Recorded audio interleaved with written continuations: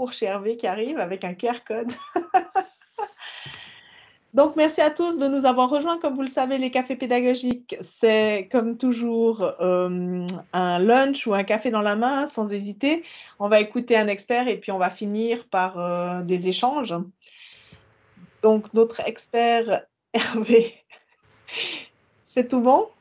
Je crois, oui.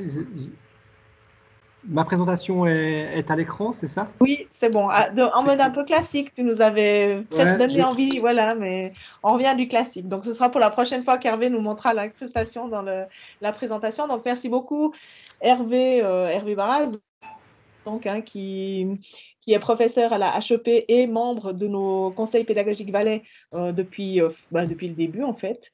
Et puis, il va nous parler aujourd'hui de l'évaluation authentique. Alors, même si ce n'est pas quelque chose de complètement révolutionnaire, et je crois que c'est peut-être là aussi, il faut qu'on fasse une petite parenthèse.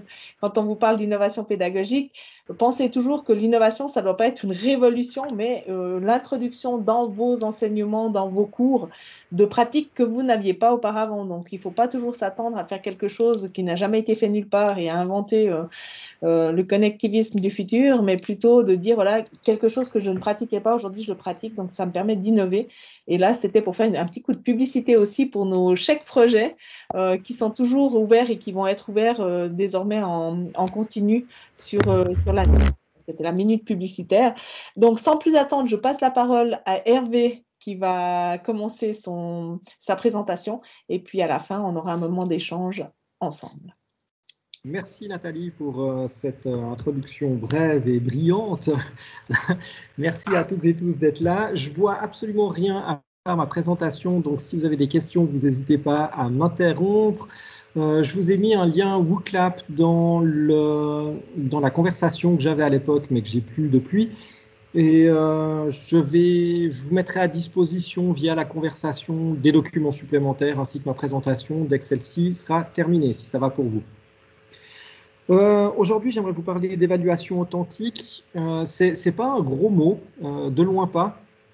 Il y a l'intention au travers de ce type d'évaluation de se re-questionner dans sa pratique d'enseignement sur comment est-ce que je vais évaluer mes étudiants en fin de semestre. Alors, c'est pas aujourd'hui que vous allez changer les choses par rapport à vos prochains examens, à ces prochaines sessions d'examen qui me pendent au bout du nez, j'aurais tendance à dire. Par contre, ça vous donnera peut-être des idées sur qu'est-ce qui est possible peut-être le semestre prochain, qu'on soit en présence à distance ou je ne sais pas où encore, parce qu'on a appris bientôt ces 2 dernières années à faire des choses un peu bizarres autant qu'étranges en fonction des décisions communales, cantonales et fédérales, voire plus quand il y a besoin. On a annoncé ce café pédagogique sur LinkedIn, notamment LinkedIn de la HEP Valais, et j'ai trouvé un magnifique commentaire qui disait bah, tiens, aurait-on trouvé le Graal au travers de l'évaluation authentique? Loin de moi l'idée de répondre à cette question, à vous de le faire, j'espère que j'amènerai quelques pierres à cet édifice. Pour le faire, ce que j'aimerais poser comme objectif aujourd'hui, c'est de déterminer justement ces apports d'une évaluation authentique dans vos cours, en quoi ça vaut le coup de le faire et en quoi ça peut être intéressant dans une situation pédagogique que je qualifierais de changeante, on va dire ça comme ça, dont on ne maîtrise pas forcément tout. En tout cas, il y a certains éléments qu'on ne peut pas maîtriser actuellement. Mais ça ne change pas de ce qui se passait avant. Je veux dire, quand on enseigne, on ne maîtrise pas toujours tout. On aimerait tout maîtriser, mais ce n'est pas toujours possible. Et puis, je vais vous amener quelques exemples et propositions d'évaluation authentique. Vous voyez dans quelle mesure c'est possible, dans quelle mesure c'est déjà fait. Donc, ce n'est pas nouveau, de loin pas, comme le disait Nathalie tout à l'heure, mais ça se pratique déjà. Ça permettra d'avoir quelques commentaires de votre part ou quelques oppositions. Il n'y a pas de souci de ce point de vue-là, mais c'est quand même quelque chose qui se fait. Je terminerai cette présentation avec des apports théoriques. J'ai un petit peu inversé les choses. Je ne les ai pas faites dans l'ordre. Ce n'est pas grave. C'est aussi une façon d'enseigner, semblerait-il, d'après Marcel Lebrun et d'autres, et j'en passe. Première chose que j'aimerais faire, c'est vous utiliser. Je suis sûr que toutes et tous, vous avez des étudiants en face de vous, pas aujourd'hui, mais habituellement. comment est-ce que vous qualifiez vos étudiants dans leur façon de travailler, que ce soit dans leur travail en général, dans vos cours, et puis aussi, bien évidemment, dans vos évaluations? Je vais vous laisser 2 minutes pour le faire sur WooClap. Maintenant, je pense que tout le monde connaît WooClap. Il suffit d'aller soit cliquer sur le lien qui est dans le commentaire.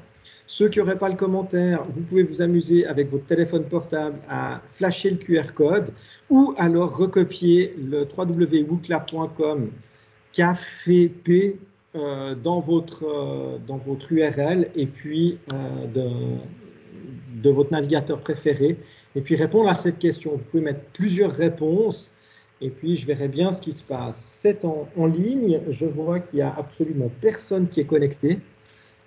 Est-ce qu'il y aurait un moi, je suis problème? connectée, tu devrais me voir. J'ai une question. Quand tu nous demandes de comment qualifieriez-vous, est-ce que tu veux des qualificatifs ou est-ce que tu veux des modes de travail ou d'autres choses qu'on pourrait mettre? Les deux, ça me va très bien. Ok.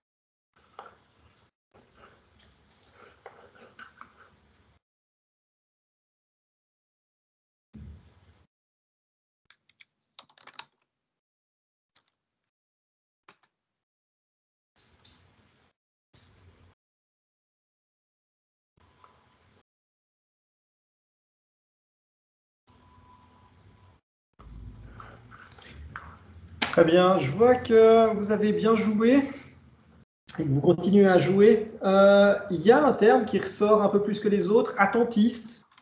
Mais globalement, ce que vous ressortez comme éléments, ce sont plutôt des éléments positifs de vos étudiants. Il y a une fois, je vois immature ou attentiste, mais autrement appliqué, engagé. On voit que ouais, le stress aussi dans les évaluations, ça montre aussi que apparemment vos étudiants, ils ont envie de bosser, quoi. Il y a quelque chose de positif là derrière par rapport à l'évaluation. Donc, je trouve ça intéressant. Je me suis posé la même question que vous. Et puis, en fait, je suis arrivé à des réponses aussi assez positives, j'aurais tendance à dire, par rapport au travail qui est fourni par mes étudiants. Juste, Hervé, nous, on ne voit pas les réponses sur notre écran, hein. Et puis, toi, tu Ouais, partages alors, pas ton écran. vous ne les voyez pas, je les garderai, puis je vous les mettrai Ok. tout à l'heure. Quand je regarde mes étudiants, je me dis que c'est des personnes, dans un premier temps, qui ont tout réussi dans leur vie scolaire. C'est comme ça que j'ai défini. C'est des gens qui sont excellents. Ça fait peut-être mal de le dire, mais ils sont bons, mes étudiants. Ils ont réussi soit un CFC, ils ont réussi une école secondaire 2, soit de type gymnasial, soit de type professionnel ou intermédiaire. Dans le cadre de la HEP, c'est en plus de ça des gens qui aiment l'école. C'est assez particulier, hein, ils aiment ça. Puis c'est des gens qui veulent devenir des professionnels. Et puis, ce que j'ai remarqué particulièrement à la HEP, mais je pense que ça se retrouve aussi à la HESSO, il y a un primat du terrain sur l'académique. Chez nous, à la HEP, on entend souvent, oui, mais sur le terrain, c'est différent et à la HEP, c'est théorique. mais j'ai entendu aussi ce genre de choses quand j'étais à la HESSO, dans le sens où le terrain de la HESSO il y a aussi un primat de l'entreprise par rapport à ce qui pourrait être dit dans l'enseignement ou dans le volet académique. Et puis là, c'est comme s'il y avait un désaccord entre les deux. Mais globalement, c'est des gens qui sont très investis par rapport au travail qui est à fournir. Je ne sais pas si vous êtes d'accord avec moi avec cette première vision. Donc, ça susciterait des commentaires de votre part. Oui, si j'ose. Oui. Comment tu expliquerais ce désaccord, cette tension entre le terrain et l'institution de formation? Alors, j'aurais plusieurs éléments pour dire, plusieurs axes d'action par rapport à cette différenciation. La première, ce serait de dire, notamment dans l'enseignement, quand enfin les éléments intéressants de la formation rentrent dans leur esprit, infusent correctement, c'est eux qui vont le développer, mais c'est pas l'institution. Donc, ils ne l'accordent pas à l'institution, ils ne l'attribueraient pas à l'institution, mais plutôt à leur propre excellence ou leurs propres compétences. Donc, on se retrouve dans une situation où, de facto, c'est l'étudiant qui a appris, mais ce n'est pas l'école, ce n'est pas l'enseignement ou ce n'est pas le lieu d'enseignement qui lui a permis de développer ses compétences. Ils ne s'en rendent pas compte. Ou s'ils s'en rendent compte, c'est peut-être plus tard. Donc, il y a une espèce de désaccord qui viendrait de là également. C'est des phénomènes d'attribution causale. Quand c'est positif, c'est grâce à moi. Si c'est négatif, c'est à cause des autres. On va dire ça comme ça. On retrouve ça assez fortement en psychologie sociale. Ce serait un élément explicatif, puis un autre élément explicatif qui serait de type on a tous été à l'école et puis on sait à quel point l'école ou l'enseignement de manière générale est peut-être un peu à côté de ce qu'on vit sur le terrain, mais ça ne veut pas dire que c'est complètement à côté, quoi. Donc, il y a toujours ce primat du terrain par rapport à l'enseignement. Est-ce que ça répond en partie à ta question, Pierre? Mais je ne suis pas sûr. Je me dis, est-ce que ton explication, elle ne nous dédouane pas quelque part d'une responsabilité dans cette articulation entre la théorie et la pratique, tu vois? Je me dis, comment on peut faire, nous aussi, dans nos cours, dans nos institutions de formation, pour favoriser cette articulation?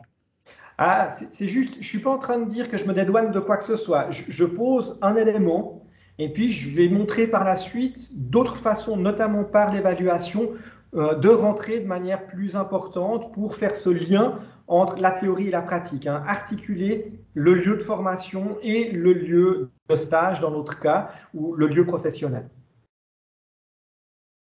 Sébastien, tu avais un commentaire ou... Oui, il y a effectivement l'angle fort qui est celui de l'alternance intégrative, c'est-à-dire comment on articule les espaces théoriques et puis les espaces de stage s'il y en a.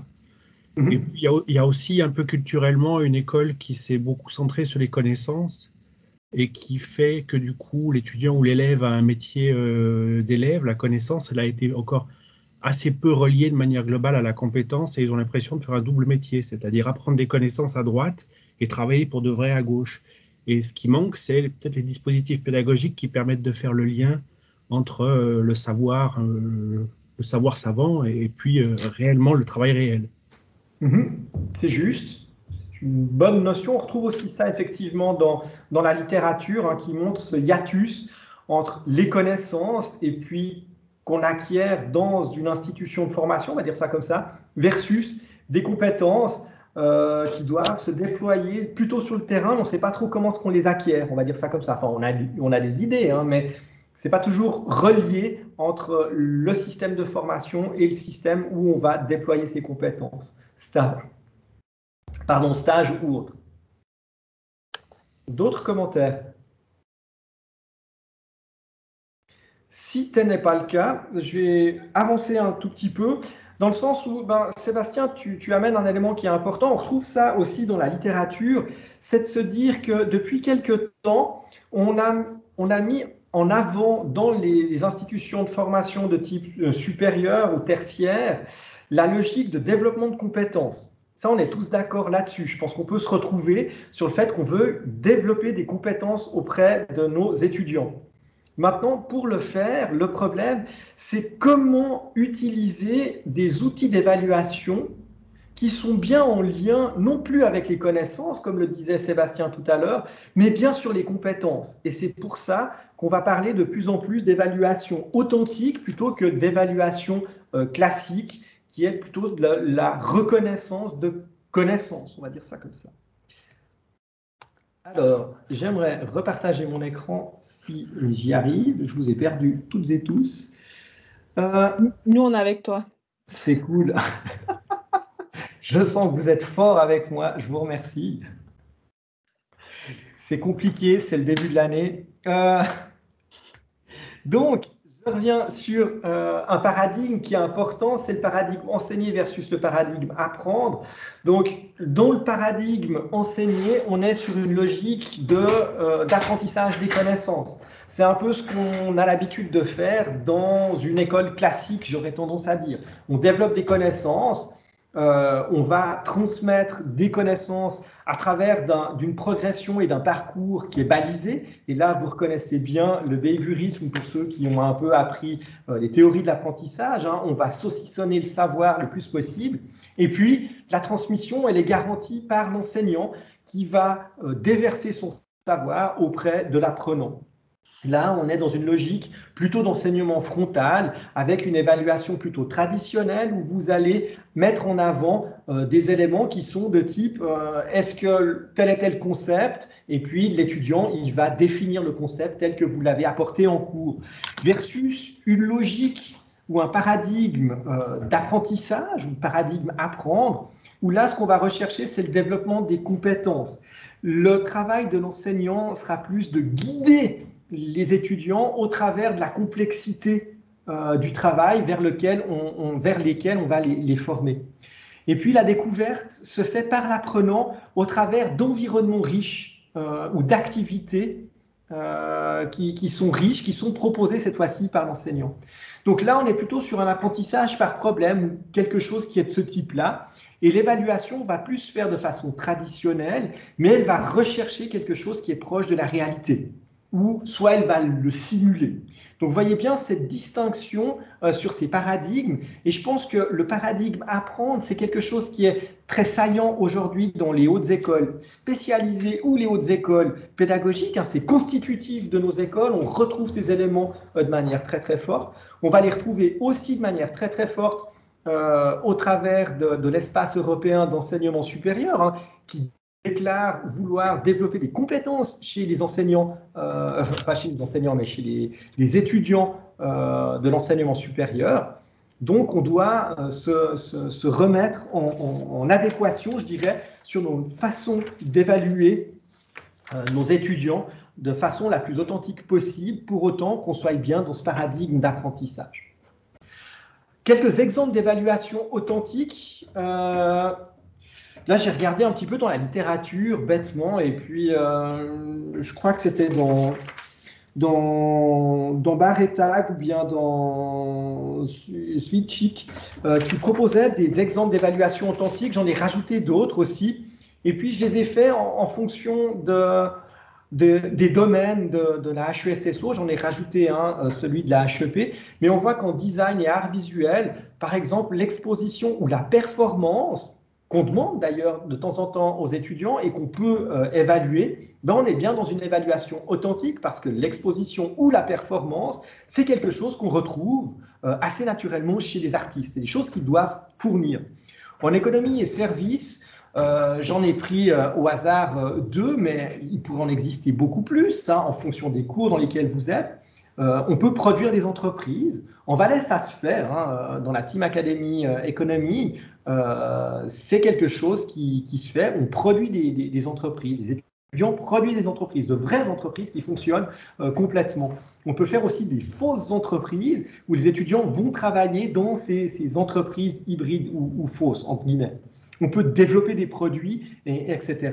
Donc là, on se retrouve aussi sur quelque chose de complètement réel qu'on va refaire dans l'activité professionnelle. en ingénierie ou en architecture, la résolution de problèmes réels, de problèmes actuels, est quelque chose qu'on peut mettre en place également. Je pense à l'architecture, il existe aussi des concours, on peut faire des concours avec nos étudiants, et puis là on est aussi sur des activités complètement habituelles chez l'architecte par exemple. En musique et art de la scène, le récital, la performance, là aussi on se retrouve sur quelque chose de réel. En santé, j'ai mis écriture d'articles là-dessus parce que je suis un peu moins à l'aise avec ce qui peut se faire en santé ou ce qui se fait actuellement en santé.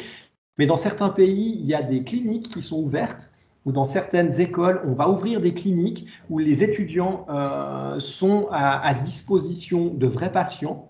On pourrait avoir une consultation de soins, par exemple, qui serait donnée par une partie des étudiants de l'école de santé à l'ensemble des étudiants de la HESSO Valais-Wallis, par exemple. Mais là aussi, le travail de stage est quelque chose de très structuré dans le domaine de la santé, qui donne aussi accès à des exemples d'évaluation authentique.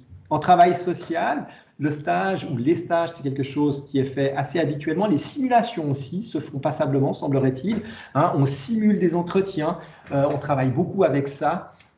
Et là aussi, on est dans quelque chose de complètement authentique. En éducation ou à la HEP Valais, par exemple, les planifications sont quelque chose qu'on demande souvent à nos étudiants. Ils planifient, puis ensuite ils vont le faire dans leur terrain ou dans leur stage.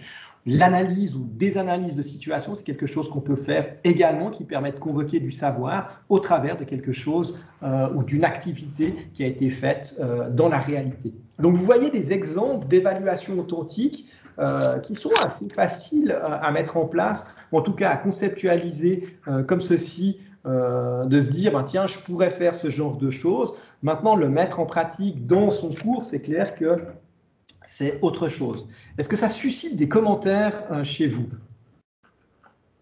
Je vous écoute.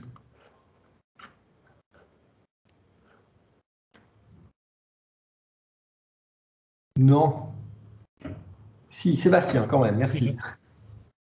Ouais, c'est plutôt des compléments. Ce qui est sûr, c'est que l'évaluation, enfin, on a vu tout à l'heure, qu'on voit d'ailleurs le petit tableau à Hervé derrière lui avec cet adjectif attentiste, ce côté envie d'outils pratico-pratiques. Voilà.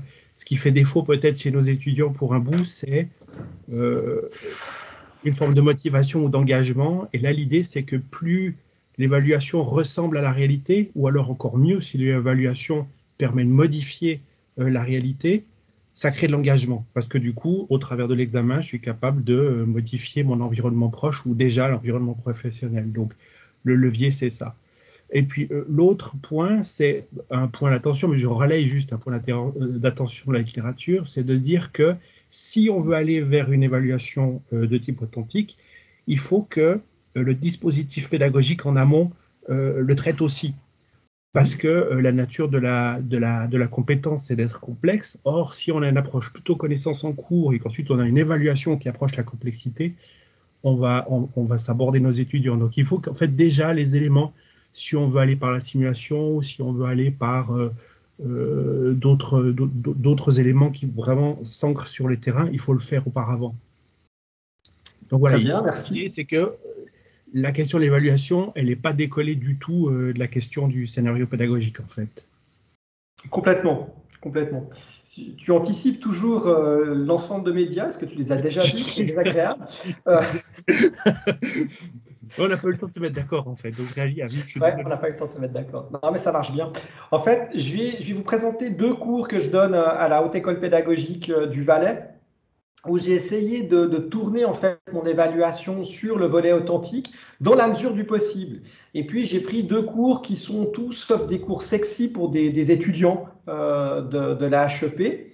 Un cours, c'est un cours, 2 fois c'est des cours de premier semestre, un cours dans le bachelor à l'enseignement primaire, puis un autre cours à la formation secondaire. Le premier traite des méthodes de recherche, c'est une introduction à la recherche. Donc, c'est tout sauf intéressant pour un étudiant à la HEP, où je vais lui amener des éléments qu'il ne trouve pas génial, où il ne se rend pas compte pourquoi c'est intéressant, ou ça pourrait être intéressant pour lui. Et puis, un deuxième cours, pire encore, à la formation secondaire, où je vais rechercher chez les étudiants les théories de l'apprentissage. Alors, comment expliquer les théories d'apprentissage à des gens qui sont déjà excellents, qui ont déjà réussi à minima un bachelor, un master, voire un doctorat? Bonne chance, quoi. C'est vraiment se mettre dans une situation de départ qui n'est pas très agréable, enfin pas très agréable, qui est compliquée pour décrocher quelque chose chez nos étudiants. Je vais présenter ces éléments pour que vous ayez quelques points d'entrée pratiques sur le côté, ben tiens, on peut aussi faire quelque chose d'autre qu'aller rechercher des concepts que j'aurais questionnés au travers d'un examen classique, on va dire ça comme ça. Je repars sur mon écran. Donc, premier exemple, cours en bachelor, introduction à la recherche. Vous voyez déjà le titre. Là, j'ai perdu les 3/4 de mes étudiants. Ça vaut un crédit SCTS, autant dire que ça ne vaut pas grand-chose. Les objectifs généraux du cours, vous voyez, découvrir des valeurs académiques, s'initier à la lecture de la littérature scientifique, approfondir ses méthodes de recherche documentaire, s'initier à la citation et le référencement des ressources documentaires, puis produire une communication affichée. Déjà là, j'ai perdu tous mes étudiants et puis l'intérêt, il est proche de zéro. Donc le point de départ va être une situation de stage qui est vécue en début de semestre. Ils partent une semaine sur le terrain. Quand ils reviennent, on les reprend. Puis moi, je leur demande de décrire cette situation au travers d'une description particulière, une analyse de situation, de sorte que je puisse déterminer, en accord avec l'étudiant, un sujet propre qui va rechercher, qui va gratter durant le semestre, peu importe, que ce soit gestion de conflit, que ce soit un problème de didactique, peu importe, mais c'est un problème qu'il a rencontré pour de vrai. Et puis moi, je vais utiliser ce problème pour qu'il découvre qu'est-ce que c'est que des valeurs académiques, pour qu'il découvre qu'est-ce que c'est que la littérature scientifique et qu'il aille en lire, qu'il puisse justement rechercher cette information. Donc, je vais lui amener ces choses et je vais l'évaluer au travers d'une production d'un poster. Le poster, ben, je vais retrouver tous ces éléments sur le poster. S'il n'est pas capable de faire de la recherche documentaire correcte, s'il n'est pas capable de citer correctement les choses, je vais le voir directement au travers du poster. En même temps, le poster, c'est une façon de présenter de l'information très rapidement auprès de ses camarades. Donc, ça permet aussi de passer de l'information très, très vite dans la classe. Ça prend un semestre pour le faire. Vous ne me croyez pas? Ben, voilà quelques exemples possibles. Donc, j'en ai pris de mes étudiants de cette année. Vous voyez que tout à coup, ben, il y avait une question de responsabilité lors de la récréation. Et ben, j'ai quelqu'un qui a travaillé là-dessus, qui a trouvé des éléments de qu'est-ce que c'est que la responsabilité et qui a été fouillé ceci dans la littérature. La même chose pour des troubles anxieux chez les élèves en primaire. Quelles sont les causes et les conséquences et les interventions possibles en milieu scolaire? Et ça, c'est fait en un semestre. Quelle stratégie en termes de gestion de classe qui favorise l'apprentissage des élèves au cycle 1. Donc, on voit que, alors j'ai pris des bons exemples, hein, on s'entend, il y a toujours des bons exemples, mais c'est un travail qui est personnel, qui est propre à l'étudiant, c'est une question qui s'est posée, et puis il est capable, en un semestre, de construire ce truc, et puis moi, je retrouve les éléments qui m'intéressent dans ces productions d'étudiants. Ce n'est pas complètement authentique, mais ça part au moins d'une problématique des étudiants, et puis ils en font un travail propre qui permet de mettre en lumière les éléments qui ont été vus durant le cours et, si possible, d'ancrer cette connaissance. Alors, ça ne marche pas pour tout le monde, mais ça marche relativement bien, j'aurais tendance à dire. Est-ce que ça suscite des commentaires de votre part?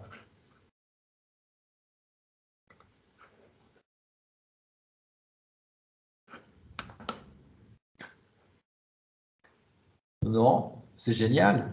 Soit je suis super clair, soit vous êtes même super d'accord. Ah, Sébastien, pour changer. Ah, mais moi j'ose plus maintenant. Merci, fais-toi plaisir. Mais voilà, quand on parlait de complexité, on y est, c'est-à-dire qu'à la place d'enseigner concrètement comment on fait un poster, puis dit ça vous servira plus tard, là il y a presque une double couche, c'est-à-dire qu'il y a la modalité de composition du poster, il y a néanmoins en amont un sujet qui intéresse l'étudiant, il ne va pas raconter n'importe quoi là-dedans. Donc c'est plus compliqué que de donner des règles tout crues, mais néanmoins ça les engage différemment. Ouais. L'autre chose qui est intéressante, c'est que le poster, c'est quelque chose qui va être réutilisé, certes, beaucoup plus tard, au semestre 5, où ils doivent produire un poster de leur travail de recherche, et puis ils ont déjà cette connaissance tout de suite au départ, ils l'ont déjà faite, et puis ils peuvent la réhabiliter, ou en tout cas la reprendre plus tard dans leur cours. Un deuxième exemple que je vais vous présenter, que je trouve aussi intéressant, hop, c'est pour ça que j'en profite. Là, c'est un cours, donc c'est un cours post-universitaire. Donc vous voyez des gens qui ont un bachelor, master ou doctorat disciplinaire, puis qui se forment cette fois-ci à l'enseignement. Ils vaut un peu plus de crédits CTS. Les objectifs généraux, alors moi, ils m'excitent, mais là non plus pas trop mes étudiants. Connaître les mécanismes qui sous-tendent l'apprentissage chez l'humain, introduire les principaux courants de recherche dans le domaine, puis comprendre les théories et les concepts développés durant ce semestre en les liant à sa pratique de l'enseignement. Pour moi, c'est important. La particularité de ces étudiants, c'est qu'ils sont en formation duale, véritablement. Ils sont toute la semaine dans une école, en charge de cours, et puis ils viennent 3 fois par semaine au maximum à la HEP en présence ou à distance. Le point de départ, cette fois-ci, c'est la représentation personnelle de l'apprentissage. Comme je vous ai dit, c'est des gens qui sont excellents, qui ont déjà une bonne idée de qu'est-ce que c'est qu'apprendre, et ça a bien marché pour eux. Donc le problème, c'est de sortir de qu'est-ce qui a bien marché pour moi pour aller vers qu'est-ce qui marche, vers le plus grand nombre de gens. L'évaluation, 2 possibilités, soit il me présente une carte conceptuelle, soit une séance d'enseignement, et je vais vous proposer la première représentation, c'est-à-dire la carte conceptuelle. Donc là, c'est plutôt pour des gens qui n'ont pas encore une charge d'enseignement. Ça arrive que certains de mes étudiants n'aient pas de charge d'enseignement. Ils vont préférer présenter une carte conceptuelle qui synthétise le travail qui a été fourni durant le cours. Tous doivent le faire durant ce cours. Voilà ce qu'on observe comme réponse. Donc, j'ai pris des exemples à la fois hyper exhaustifs. La carte en haut à droite va vraiment dans le détail. Elle est très intéressante. On ne va pas zoomer là-dessus, mais c'est une façon de voir les choses qui est assez chouette. Il est aussi possible de le faire papier-crayon. Vous voyez cette carte qui est à gauche, qui ressemble plus à du papier-crayon, mais on retrouve véritablement tous les éléments qui ont été vus dans le cours, que ce soit les grandes perspectives ou les grands courants, que ce soit la neuroéducation aussi. Ces éléments apparaissent de manière assez forte. Et puis un autre truc qui est intéressant, la dernière carte qui est plus colorée, elle fait suite au réapprentissage ou au braconnage, j'aurais tendance à dire, des étudiants suite à un atelier de formation qu'on a fait en présence et à distance. On a utilisé un outil qui s'appelle Miro. Et puis j'ai plusieurs étudiants cette année qui ont réutilisé cet outil Miro pour faire la carte conceptuelle. Ça, c'en est une parmi tant d'autres. Mais elle est aussi intéressante, elle est très structurée. C'est très personnel comme façon de faire, mais moi, ça m'assure que l'étudiant a les éléments utiles ou les éléments constitutifs de ce cours et qu'il l'ait sur une feuille globalement. Puis après, il peut le réutiliser quand il prépare une séquence ou une séance de cours. Est-ce que là encore, ça suscite des remarques de votre part ? Donc, là aussi, ce qu'on voit simplement sur cette deuxième façon de faire, c'est que l'ensemble des concepts réapparaissent au travers de cette carte. Et puis, cette carte, c'est vraiment un outil que l'étudiant peut utiliser. On retrouve beaucoup de ces cartes dans cette filière de formation, dans le bilan de compétences finales qui apparaît 2 ou 3 ans plus tard. Et c'est assez intéressant de voir l'évolution de ces cartes. On avait travaillé en son temps avec Étienne Dayer sur le développement de ces cartes, entre la représentation initiale et puis la représentation à la sortie du cours. C'est assez intéressant la façon dont les étudiants s'approprient des concepts et les choses s'agrandissent. L'autre chose qui est très intéressant, c'est que les étudiants me communiquent bien souvent à l'examen. Ils me présentent la première carte ainsi que la carte de sortie, en me disant voilà le travail que j'ai fourni, c'est assez surprenant, maintenant je me rends compte qu'il y a d'autres façons d'apprendre, ça va m'être utile pour aider mes étudiants ou mes élèves dans mon activité professionnelle tous les jours. Voilà quelques exemples d'évaluation quasi authentique, ou en tout cas travestis des concepts de l'évaluation authentique. Je regarde l'heure pour aller sur les concepts de l'évaluation authentique. Donc là, ce qu'on voit, il y a 6 points à respecter dans l'évaluation authentique. Il faut que ça soit réaliste. Donc, il faut que ça ait une utilité ou que ça ressemble à une utilisation réelle de l'activité dans laquelle vous êtes en train de les former. Ça doit requérir un jugement et de l'innovation. Donc, il doit y avoir des problèmes là derrière qui peuvent avoir plusieurs bonnes réponses. C'est-à-dire qu'il n'y a pas une réponse juste, il y en a une multitude. Ça, c'est quelque chose d'important aussi dans l'évaluation authentique. Dans la réalité, quand vous êtes confronté à un problème, il n'y a jamais une bonne solution. Il y a un réseau de solutions possibles. Et puis après, on fait des pesées d'intérêt et puis on choisit quelque chose. Tiens, ça rappelle quelque chose par rapport au Conseil fédéral, les pesées d'intérêt. Ça doit constituer un défi. Dans un défi dans le sens, on doit utiliser ce qui a été proposé dans le cours et puis dans la discipline qu'on est en train d'étudier. Donc, ça doit être difficile, ça doit être un travail qui force véritablement la réflexion chez nos étudiants. Ça doit s'inscrire aussi dans une situation proche de la réalité. Plus c'est proche de la réalité, mieux c'est. Dans certains cas, on ne peut pas, donc il faut trouver un moyen de faire venir la réalité dans cette situation, bien expliciter en quoi c'est utile, dont la réalité également.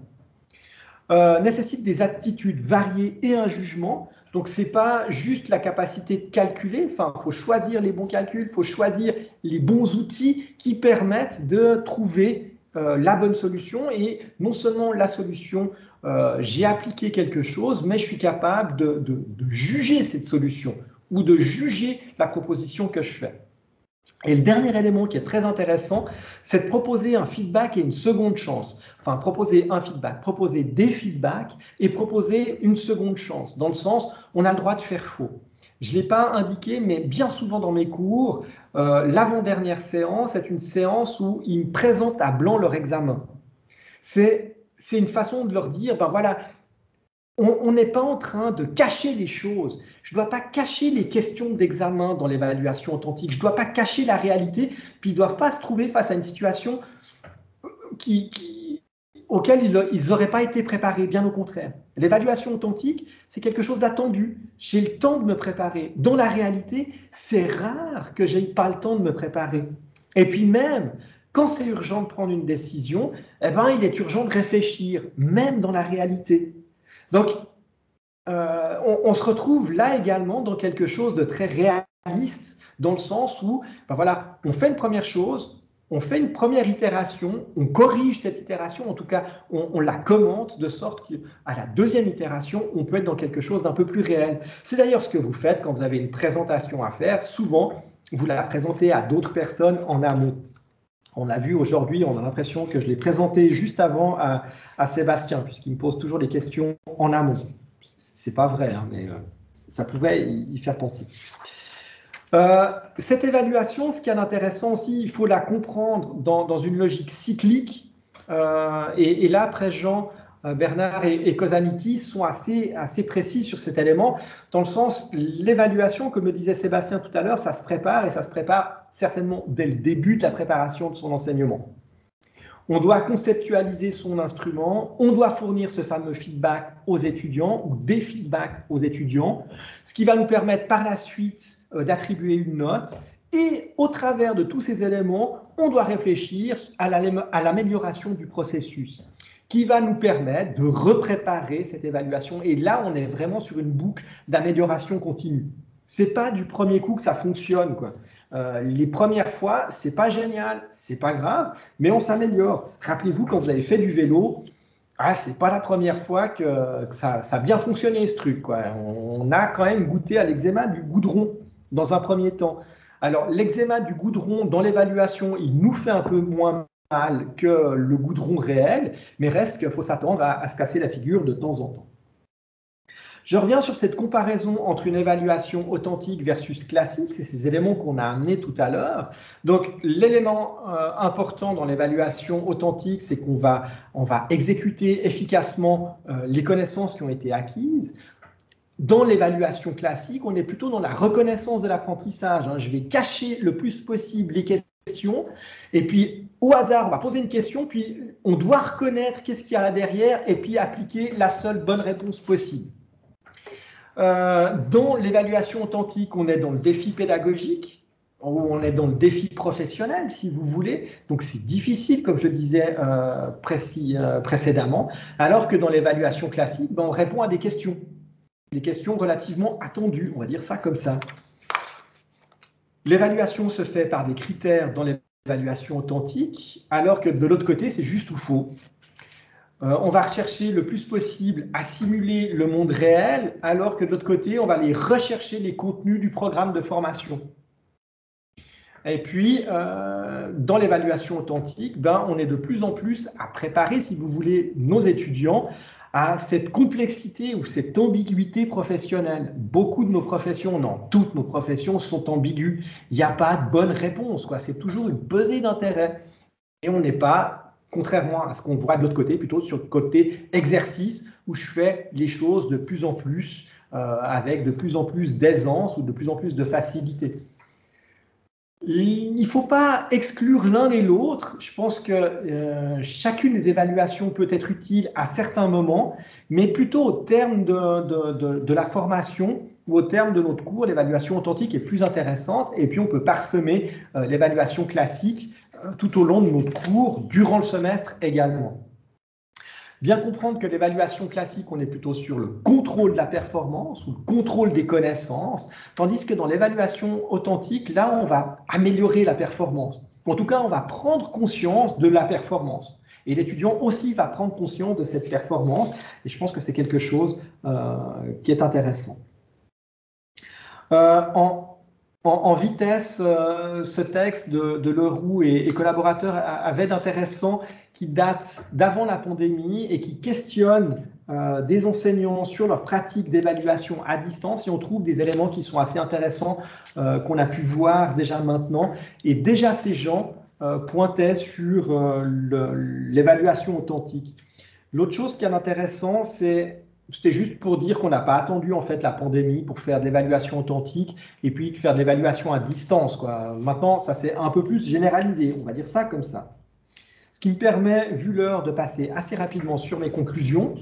L'idée, c'est de ne pas opposer les évaluations, comme je l'ai dit tout à l'heure, mais bien de pouvoir choisir une évaluation ou une autre dans la diversité des possibles ou des instruments possibles en fonction de votre besoin d'enseignement à un moment précis. Je pense qu'il est important d'aller sur des connaissances à un moment donné pour construire de manière très classique la connaissance, pour ensuite basculer vers quelque chose qui est plus de la compétence, donc de la mise en pratique au travers de la difficulté ou de l'ambiguïté de la réalité de ce qu'on a vu. Tous les auteurs que j'ai pu lire, notamment Wiggins, sur l'évaluation authentique, parlent pas d'une opposition, mais bien d'un continuum entre l'évaluation classique et l'évaluation authentique. Donc, de ce point de vue-là, ce qui est intéressant, c'est que ça veut bien dire qu'on doit utiliser les deux. Et ça va bien aussi dans la logique, où, comme le disait très justement Jacques Tardif, il ne faut pas opposer connaissances et compétences, parce que les compétences ont besoin de connaissances. Donc, il faut soutenir les connaissances, mais dans l'évaluation, c'est peut-être autre chose. L'évaluation finale, c'est peut-être autre chose qu'il faut faire. Et l'évaluation authentique nous offre des possibles qui sont très intéressants. La forme d'évaluation peut nuire à l'apprentissage. Ça, c'est quelque chose d'important. Vous le savez, vous avez déjà rendu compte, si vous avez fait des cours, notamment de langue, je pense à l'allemand, celles et ceux qui ont vécu Wir sprechen Deutsch, par exemple, de ma génération, ça sous-tend pas forcément un apprentissage complètement efficace et efficient de la langue étrangère. Donc, suivant ce qu'on va utiliser comme évaluation, on risque de favoriser un bachotage chez nos étudiants et puis un apprentissage ou une connaissance qui ne va pas rester longtemps dans l'esprit des gens et qui va assez rapidement disparaître. L'évaluation authentique améliore l'apprentissage de nos étudiants, mais surtout aussi de l'enseignement. Vous avez vu cette logique cyclique, donc ça joue aussi dans l'amélioration continue de notre travail d'enseignantes et d'enseignants. Finalement, l'évaluation authentique, c'est un outil qui est cohérent c'est un outil d'évaluation qui est cohérent dans le paradigme apprendre. En tout cas, c'est une des réponses possibles par rapport aux soucis qu'on a dans l'évaluation, dans un paradigme d'apprentissage, par rapport à des évaluations qui sont de type QCM, qui ne sont pas très logiques ou qui ne sont pas très cohérentes par rapport au développement des connaissances ou de l'esprit critique, enfin des compétences, pardon, et de l'esprit critique chez nos étudiants. Voilà ce que je voulais vous amener rapidement ce matin, enfin ce midi, par rapport à cette réflexion sur l'évaluation authentique, et puis conserver un petit peu de temps maintenant pour discuter avec vous. Merci beaucoup Hervé pour ta présentation. Donc, il y a déjà une question de Pierre qui arrive immédiatement après ton propos. Oui, et merci beaucoup Hervé, j'ai beaucoup apprécié ta présentation. Alors j'adhère à 100% à l'idée de l'évaluation authentique. Néanmoins, je me dis que si elle est nécessaire, elle est quand même pas suffisante. C'est-à-dire que même si on évalue les étudiants de manière authentique dans des situations réelles, il y a quand même un saut qualitatif qui se fait au moment où l'étudiant devient un professionnel. Je dis ça parce qu'en fait, on vient de mener une recherche avec notre collègue du Haut-Valais, Hans Achillier. On est allé voir sur le terrain les pratiques des enseignants spécialisés qui s'occupaient d'enfants en situation de difficulté d'apprentissage. Et le constat qu'on a fait, c'est que même dans les mois qui suivent, les jeunes professionnels ont de la peine à mobiliser les savoirs, les connaissances, les compétences qu'on a tenté de développer à l'école, alors même qu'on essaye en filière spécialisée d'être vraiment toujours dans des évaluations authentiques. Donc c'est comme si tant que l'étudiant avait un statut d'étudiant, il restait dans une logique de performance et pas nécessairement d'apprentissage. Et ça me questionne quand même beaucoup parce que je me dis qu'on ne devrait pas aller dans des modèles où, en dernière année de formation, l'étudiant est déjà peut-être en situation professionnelle réelle, avec des allers-retours entre la situation professionnelle et l'institution de formation, et avec des réelles demandes de professionnels et plus des étudiants qui répondent aux attentes institutionnelles. Donc, c'est comme si, de nouveau, cette évaluation authentique, moi j'y crois absolument, mais il faudrait peut-être aller encore plus loin. Je ne sais pas ce que tu en penses. Alors, c'est juste, là encore, ça m'évoque une réponse en 2 points. C'est-à-dire que quand on lâche nos étudiants dans la réalité, tout à coup, dans cette réalité professionnelle, ce qui manque tout à coup, c'est qu'il n'y a plus de soutien.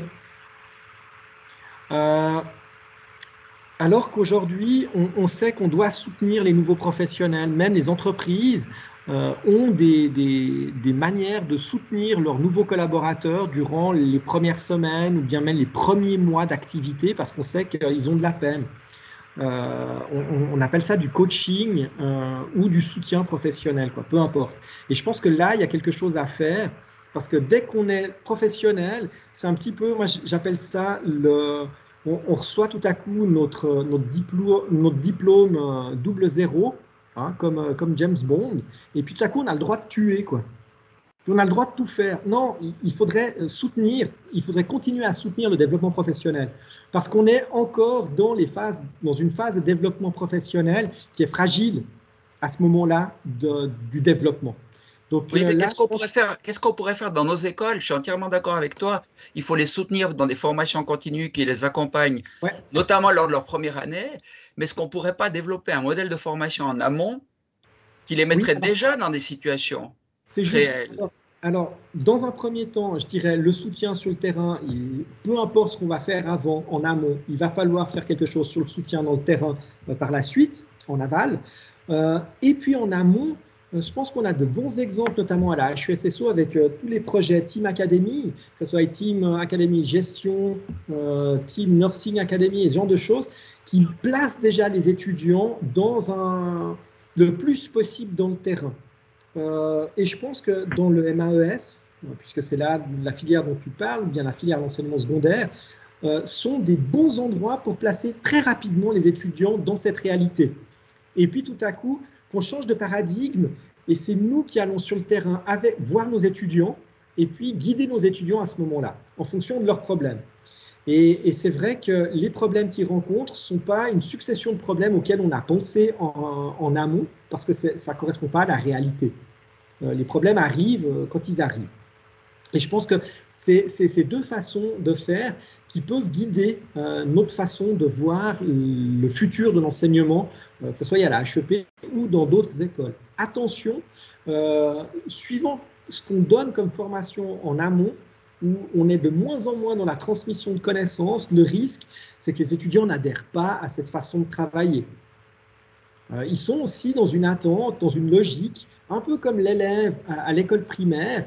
Si on dit qu'il n'y a pas de devoir à domicile, les élèves de 3H, ils n'aiment pas ça parce que c'est leur couper de leur statut d'élève. Le statut de l'élève, il est reconnu dans la rue par le fait que je porte un cartable où je ramène les travaux à l'école, enfin de l'école à la maison. Et j'ai des collègues qui me racontaient ce genre de problème quand on changeait de paradigme d'enseignement. Le risque, il est aussi, il faut le voir plus largement.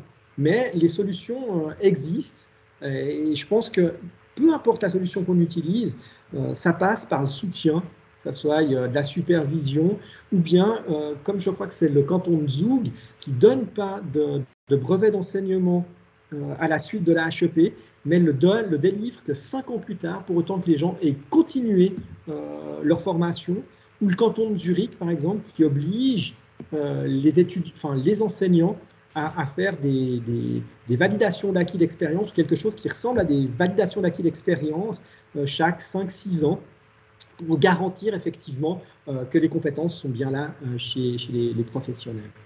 Voilà quelques réponses que j'apporterai par rapport à ta question. Maintenant, on n'a pas toutes les solutions dans les centres de formation, mais ça va bien au-delà des centres de formation. Alors, 2 questions encore. Je ne sais pas dans l'ordre si c'est Raphaël ou Sébastien. Sébastien, je crois qu'il a levé la main très longtemps. Oui, c'était simplement en complément à la réponse là, où effectivement, pour moi, un des leviers, c'est l'alternance intégrative. Après, ça dépend comment elle est organisée dans l'école. Mais on a quand même un problème identitaire, soit communautaire, c'est-à-dire que nos enseignants, même s'ils ont été professionnels, aujourd'hui, c'est des enseignants avec un regard enseignant, l'étudiant reste étudiant. Donc, il faut reconvoquer d'une certaine manière le besoin réel des terrains. Et là, un des leviers possibles, c'est d'impliquer ou d'associer des représentants du terrain aux évaluations de cours, en fait, aux évaluations de travaux modulaires, par exemple. Là où nous, on rentre dans une logique projet où la plupart des modules sont évalués par projet. Donc là, je parle des ES qui sont reliés à la HES santé. Et en fait, dans le jury, ou en tout cas associé au jury, il y a le retour du terrain via le PF, qui a son regard sur, OK, ce projet-là, est-ce que sur le terrain, concrètement, il sert à quelque chose ou non? Ou est-ce qu'on est sur un objet scolaire qui est théoriquement intéressant, mais on s'en fout? Donc, pour garantir finalement l'authenticité, ou en tout cas, pas l'utilité, c'est un petit peu réducteur de dire des choses comme ça, mais en tout cas, la plus-value de ce projet par rapport à une pratique professionnelle, on entend les gens de terrain. C'est une possibilité. C'est juste. Hervé, si tu me permets, parce que j'ai quelque chose à dire, mais qui est exactement dans la continuité de ce que vient de dire, et puis après tu peux peut-être formuler une réponse. Oui. Et aussi dans la continuité de ce que tu disais. Alors, je te remercie, mais dans le cadre, par exemple, d'une école d'art, on a effectivement, comme le vient de le mentionner Sébastien, des formes jury qui ne sont pas tout à fait pareilles à un jury de soutenance qui vise quand même une évaluation. Là, il y a plutôt l'acceptation par une communauté de pairs. Par une communauté de pairs où les représentants sont justement choisis parce qu'ils représentent le champ d'activité ou le champ professionnel. Et du coup, ça m'a fait penser à une distinction qu'on trouve chez John Dewey entre evaluation et valuation. La valuation, le fait de priser quelque chose, et on retrouve ça dans l'idée de l'appréciation. Apprécier dans les deux sens, au sens de l'évaluation et au sens justement du fait de priser quelque chose. C'est le fait de savoir si la personne serait appréciée dans une certaine communauté pour ses activités. Appréciée au sens aussi, peut-être pas d'évaluer, mais choisie, soutenue par la communauté de pairs. Alors c'est une forme qu'on a beaucoup dans les écoles d'art parce qu'on ne peut pas tellement s'en sortir autrement pour juger, on ne peut pas objectiver autant les productions artistiques. Donc on se replie sur le fait de savoir si des représentants de la communauté artistique pourraient accepter, statuer, ou est-ce qu'ils prisent la production artistique soumise au jury. Alors, tu fais bien d'évoquer, Raphaël, John Dewey. Moi, j'aime bien aussi comme auteur. Ce que je retiens de manière très forte chez lui, c'est cette notion d'enquête. Hein, il parle de cette enquête. Quand il y a quelque chose qui frotte entre ma connaissance ou ma représentation, il y a besoin d'aller enquêter le pourquoi du comment des choses. Et là, on est au début de la pratique réflexive, ou ce qu'on appelle chez nous, dans l'enseignement, communément, la pratique réflexive. Et je pense que c'est un peu le nœud ou le cœur du problème, c'est de faire une pratique réflexive méthodique et systématique. Bref, faire de la recherche, en fait. Et là, il y a une solution qui me semble assez intéressante. Et là encore, la recherche, ça doit être accepté par une communauté, sans forcément qu'il y ait toujours des critères excessivement bien établis. Hein. Enfin, bien qu'ils existent, on est d'accord. Mais il y a une évaluation qui est faite au travers de la communauté qui me paraît intéressante. C'est quelque chose qu'on retrouve aussi quand on va observer certains professionnels qui font de la pratique réflexive. Bien souvent, on se rend compte que cette pratique réflexive, elle n'est pas faite de manière individuelle, elle est faite en groupe. En tout cas, j'ai trouvé des endroits où les gens font de la pratique réflexive en groupe et ils vont convoquer effectivement du savoir. Ils vont convoquer des éléments de connaissances pour pouvoir évaluer la prestation qui est proposée devant tout le monde. Ça, je pense que c'est quelque chose d'intéressant. Et c'est quelque chose qu'on retrouve chez Dewey, hein, le fait que non seulement on doit aller sur cette notion d'enquête, mais en plus de ça, que l'enquête ou le résultat de cette enquête soit public. C'est quelque chose d'intéressant. Moi, ce qui m'intéresserait de plus en plus aujourd'hui, c'est quand on a un souci au travail, peu importe son travail, qu'on puisse l'expliciter auprès de nos pairs et puis montrer les solutions qu'on a mises en place, de sorte que nos collègues puissent nous amener des compléments et puis en même temps, eux-mêmes puissent apprendre. Personnellement, je le faisais énormément quand j'étais psychologue d'urgence à la police à Genève. On se voyait chaque 6 semaines et toutes nos interventions étaient discutées, ce qui permettait, même si on intervenait peu, d'être au courant de ce qui se passait et comment ce que les gens avaient fait les choses, de sorte qu'on se retrouvait dans la réalité, on savait ce qui était possible ou bien pas de demander. Et là, on amène quelque chose de plus par le collectif, quoi. Donc, je ne suis pas rentré sur la version collective de l'évaluation authentique, mais là, on retrouve aussi quelque chose qui est plus que suggéré, hein, qui est mis en pratique à la Team Academy avec l'évaluation 360 degrés, où il y a 120 degrés, où c'est les team coach et le terrain qui va donner une appréciation. Il y a les autres élèves qui vont donner une appréciation sur 120 degrés, et puis les 120 derniers degrés, c'est moi-même qui vais donner une évaluation sur ma production. Donc là, on est sur quelque chose à la fois d'authentique, mais qui prend la richesse des possibles ou des réponses possibles, j'aurais tendance à dire. Alors Hervé, encore une dernière question de Lucienne, et puis après, il faudra qu'on conclue si on veut tenir dans les temps qu'on s'impose. Hein. Oui. Pas de micro, pas de micro. Voilà, c'était pas tellement une question, c'était de dire la chance qu'on a en santé, puisqu'on a cette alternance, puisque chaque année, on fait 2 fois 6 ou 8 semaines de stage. Hein, et puis, avec des praticiens formés sur le stage et des grilles d'évaluation des compétences, qui fait que nos étudiants sont 2 fois par année évalués sur le terrain, hein, pas seulement sur ce qu'ils apprennent en cours. Et moi, je suis responsable du module santé psychique, et puis dès que je perds des étudiants, hein, quand les regards partent dans le vague, ma question c'est, mais à quoi ça sert ce que je suis en train de vous dire, hein, vraiment à quoi ça sert? Et comme vous disiez, je me suis bien reconnue dans ce que vous disiez sur l'évaluation et l'enseignement. Hein. Quand on décide d'évaluer des compétences, on décide aussi d'enseigner ce qu'il faut pour avoir la compétence. Et très souvent, ce à quoi ça sert, ça me permet de raccrocher les étudiants. Hein. Je ne tiens pas des théories pour tenir des théories, mais dans la pratique, à quoi ça sert de savoir ça? ça m'a permis aussi de faire de l'ordre dans ce que je donne comme matière dans mes cours. Et de me dire, mais à certains moments, on est là juste pour se faire du bien au cerveau et puis on s'éloigne trop de la compétence.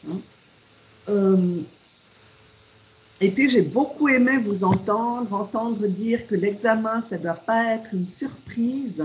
Il y a des profs qui cachent quand on prépare les questions, il faut les cacher, il ne faut pas les jeter avec le vieux papier, il faut les passer au broyeur parce que si jamais les étudiants tombaient sur les questions d'examen, comme si ça devait être des scripts, alors que pour moi, les questions d'examen, ça doit être les objectifs, quoi. Ça doit être connu. Alors, j'ai bien aimé que vous le disiez, il ne faut pas de surprise à l'examen.